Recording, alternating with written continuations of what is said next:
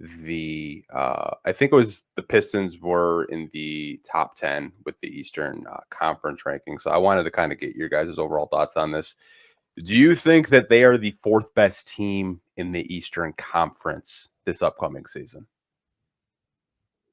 You go ahead, Sean. I'll let you go ahead. Personally, being like being as objective as I can be, I think this is an appropriate ranking, assuming the Pistons uh maintain the roster as is, and there's not any trades, injuries, things of that nature. I think they made solid additions, but I do think it's important to recognize the loss that Malik Beasley is as a 3-point shooter. It is important to recognize the loss, even that Dennis Schroeder is as a facilitator and a playmaker, and even just like a defender. He's a pest and annoying as hell, and I mean that as a compliment with the way that he plays. And so like that's not nothing. However, obviously Detroit has the trade exception. They have other avenues to improve the roster during the season, but also I think you're going to see natural improvement from year 2 of JB's regime. You're going to see improvement of Jaden Ivey coming back into the lineup. You're also going to see the impact of the year 2 Ron Holland bump, which I think, I'm not saying he's going to be this, crazy star, but I think, he can certainly be a very productive role player, this season for Detroit. And I also think Asar Thompson having a full summer healthy in the gym, you've already seen the muscle he's added on. I think we're going to see a massive jump from him. I think at the very least that helps Detroit maintain their win total from last season. And even though this Eastern Conference is certainly not, for an East, like how weak the East normally is compared to the West, this is a particularly weak East. That doesn't mean the top doesn't have some very good teams. And I do think if we're looking at like as of today, who are the 3 best teams based on what we know, I think it's appropriate to put Cleveland, New York, and Orlando up there in that order. People might scoff at Orlando because they're a playing team, all those things, but people forget when they were healthy the year before, how good they were. And even, at the beginning of this season when everything was looking good, and then they go and add Desmond Bain. So all that to say, I think this is a pretty reasonable ranking, and I wouldn't put Detroit any lower than 4. I would say it's appropriate. I think when you're looking at rankings, whether it's teams or players, like I think it's all based on the arguments that are made. And I think you can make an argument that, in my opinion, I think you can make an argument that the Pistons could be as high as 3, but maybe at the floor, I would say 6 or 7, just based on the landscape of the East right now. A lot of what they're going to do, obviously, is predicated on their young core. Trajan has been very vocal about that. He said he wants that to be the focus, even if that comes to the detriment of winning. He wants to know what he has with his young foundational pieces. And, luckily for the Pistons' benefit, last season, a lot of their heavy lifting came from what the young guys did in terms of their steps forward. Cade having an all-NBA season, Jaden Ivey taking a step forward, looking like a really great compliment to Cade in the backcourt. Duren having a really strong second half. Asar looking like the, number 5 pick that they wanted him to be. Stu being one of the better defenders, Ron Holland stepping up, and obviously the veterans complementing that, making them all better as a team. I don't think the East, I don't want to say it's weak, because I still do think it's going to be competitive in this conference. Like Sean said, there's still a lot of talent from, the top down, from the Knicks, the Cavs. I really like what the Hawks have. I'm not sleeping on the Celtics either. I like them adding Anthony Simons. I think that can really give them some help. Even towards the bottom, like I was on a different pod. Shout out to my guy Downtown Deuce. I think like my hot take for the Eastern Conference this year, I think the Hornets can make that 10th seed. Like I really do think it's a lot of like talent from top to bottom in the East, maybe outside of the, postseason teams, they have their ways to go. But it's not going to be easy for the Pistons. I think it's going to be a tough sledding for them, and it's going to say a lot about them, because it's one thing to surprise the league in the first season, but now when there's film around you and people can kind of game plan a little bit better, I think it's going to be a little bit tougher in this second go around, even with the injuries that are plagued to the other teams. But no, I think it's appropriate for them to kind of be in this range. I don't think 4 is too bad for them. And, depending on how they do, like you said, with terms of their roster construction throughout the season, yeah, I think this is kind of a fair slate for them to be listed as a playoff team based on the strength of their team right now with the roster. I agree with both of you. I think 4 is a very fair ranking. And they still have 2 open roster spots. Like, the roster still isn't complete. I mean, could they make a trade before the season? Who knows? Could they just, run it back with Trey Lyles as the backup for? Who knows? But I honestly really like this ranking. I'll just say one thing. There are 2 teams in this top 10 by NBA.com that just scream fraud alert to me. It's the 76ers and the Raptors. Totally Like, agree. I don't Yeah. know how you don't have the Boston Celtics in the top 10. They were ranked 11. Like, Yeah. I would bare minimum put That's them crazy. Yeah. at 7. I just don't buy the 76ers. I don't buy that they're going to stay healthy. Like, they still have not given an update on Joel Embiid's status.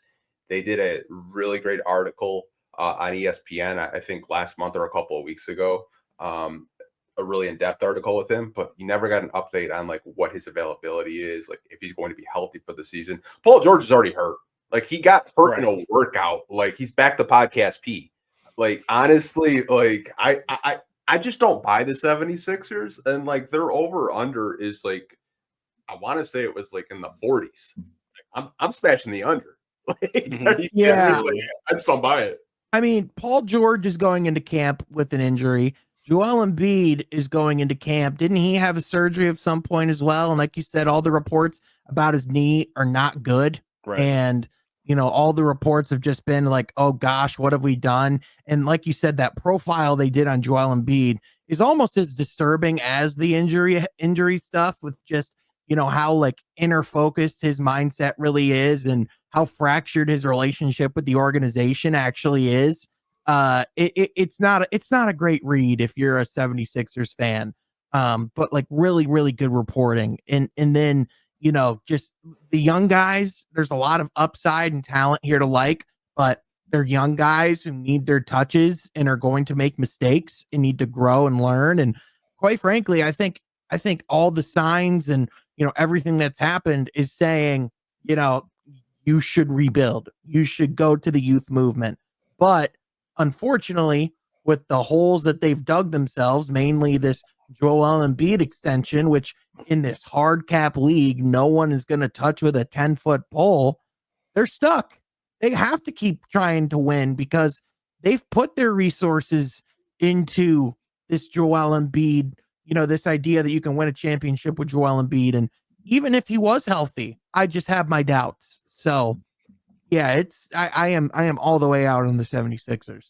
I'm totally with you on the Raptors too. I'm not really high on what their core is right now for really a lot of the same reasons you just said, Sean. I don't think Brandon Ingram is going to be healthy enough to carry them to what they're looking for. I don't think Scotty Barnes is the number one option. I just don't think they've really assembled enough to take any kind of like surmountable steps in the Eastern Conference. Like I said, I still think there's a lot of talent within this conference. I think the Pacers are still going to be dangerous, under the tutelage of Rick Carlisle. I think the Heat are always a team that you don't really sleep on. Again, we talked about the Celtics. Again, I'll keep, trumping about the Hornets because I think they're going to be better than people think this season. I really like what the Hawks did all off season. Like, it's not going to be easy for teams like the Raptors to kind of just step in. I feel like there's always a team in the league, whether it's on either side of the conference, where they kind of just take the league by storm and surprise a lot of people. I just don't see the Sixers or the Raptors being either of those teams, especially not the Sixers. Yeah, I don't see really any good coming out of that team for this season. They need to start hitting that reset button really soon. I'm pretty sure their pick is someone has swap rights or top 5 protected, so they're probably going to tank in an even better draft class coming up. So, well, we're going back to the tanking 76ers, but instead of Sam Hanke, it's Daryl Morey, and he'll just kind of like, oh, we had injuries. We'll be back in the playoffs next year. That's like the thing.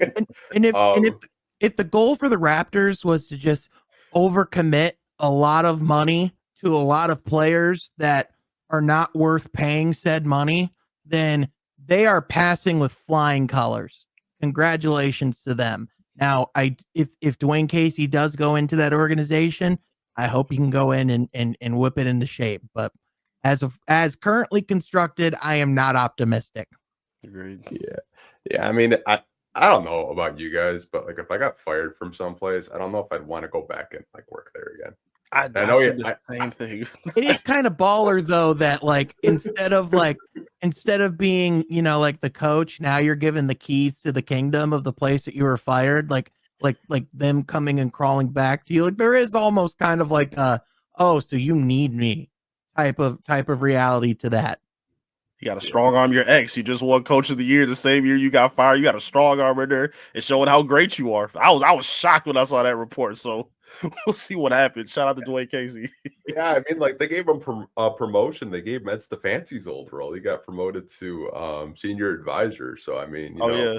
first year was a scout and senior advisor. So obviously Tom Gores and the Pistons value him. But I mean, I just don't buy the Raptors, John. I know me and you have been on podcasts before. I just don't buy it. It's just like there's a lot of talent there, but it's like there's one freaking basketball. Like you think RJ Barrett, Brandon Ingram, Emmanuel Quickly are going to coexist with each other. I just don't see it. I don't buy them as a top 10 team.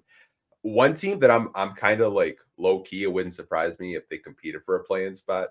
It's the Washington Wizards. Because I just kind of like the vets that they have. I like their draft. I think Alex Sarr is going to take a big jump because he doesn't have to deal with Kyle Kuzma and Jordan Poole just chucking low percentage shots.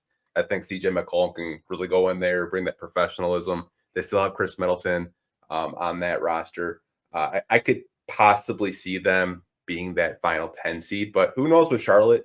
Charlotte, it's just it's a thing where it's like where I want to believe in you, but you're that cousin at the family reunion that just can't get your shit together every year. Like everyone, like you're just a disappointment. Yeah, they coming in with a clean fit this year, man. They shaping up.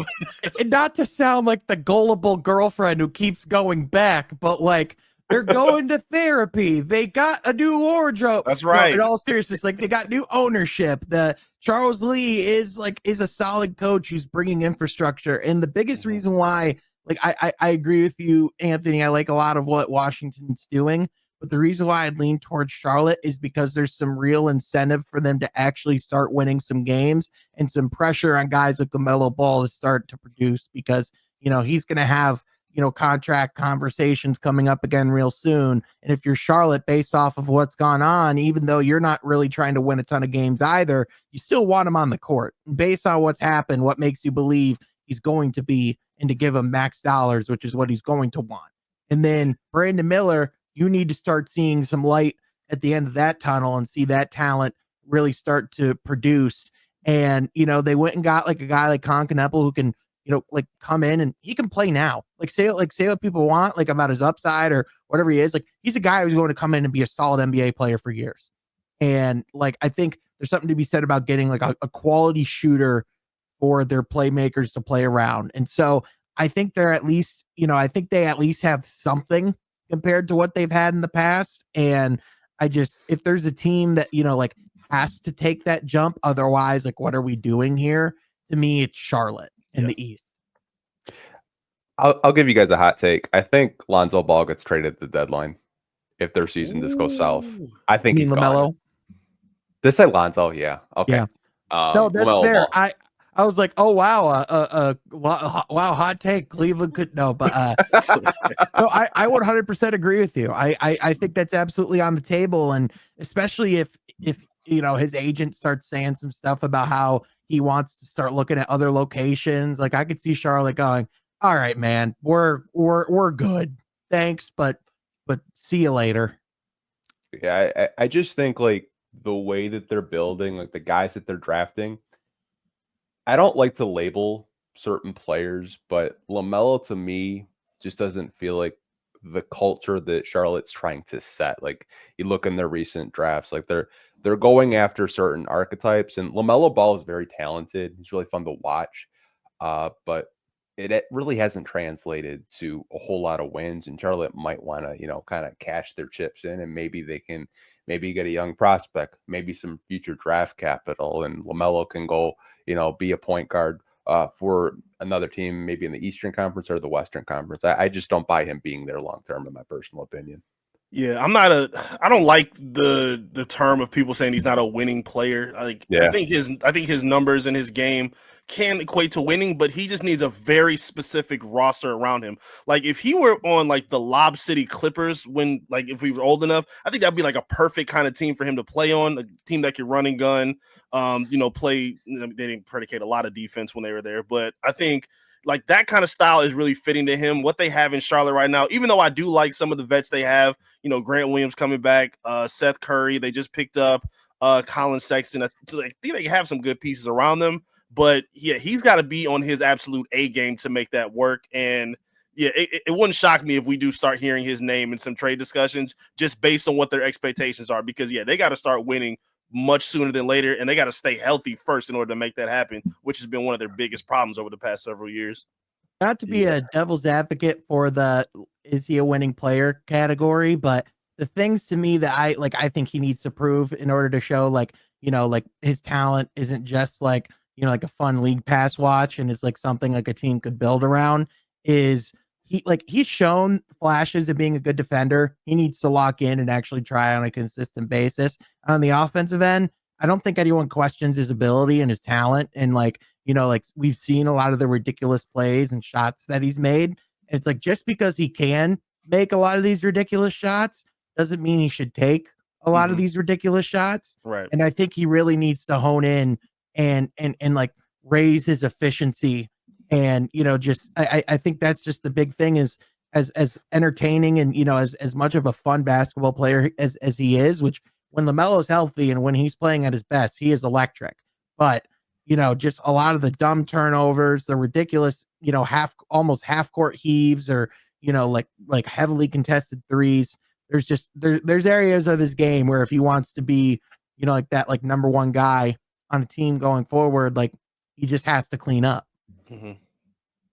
Yeah. I mean, I agree with you there. I mean, some of the just fadeaways on one leg and his body's in the opposite direction. Like, if it goes in, it's probably ESPN or Sports Center top 10. But like when it doesn't go in, you just got coaches just like throwing their hands up. But hey, Eric, you never know. You might prove me wrong. Maybe Charlotte is in that play-in spot if they are healthy. I do like their offseason, getting Colin Sexton for dirt cheap, getting some vets around them. I'm really high on Brandon Miller still. I'm really hoping he can have a full healthy season because he's one of the best up and coming young players that our league does have. But it's a fun topic, fellas.